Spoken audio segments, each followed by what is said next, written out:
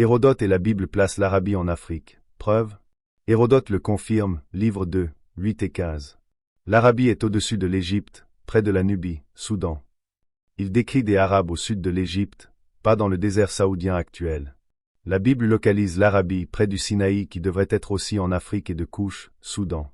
Galates 4 verset 25. Le mont Sinaï est en Arabie. Or, le vrai Sinaï est proche de l'Égypte en Afrique. Chronique 21 verset 16. Les Arabes voisins des Éthiopiens, Couche. La Kaaba originelle est en Afrique, non dans la terre du dragon Satan en Arabie Saoudite. Le Coran parle de Baka, 3, 96, lié à la vallée de Baka, Psaume 84 verset 6, en terre couchite.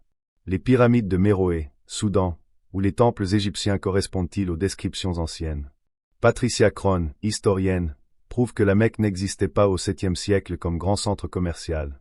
Le Coran parle d'une vallée sans culture, Sourate 14 verset 37, mais la Mecque actuelle est entourée de montagnes arides, pas de traces de la vallée fertile décrite.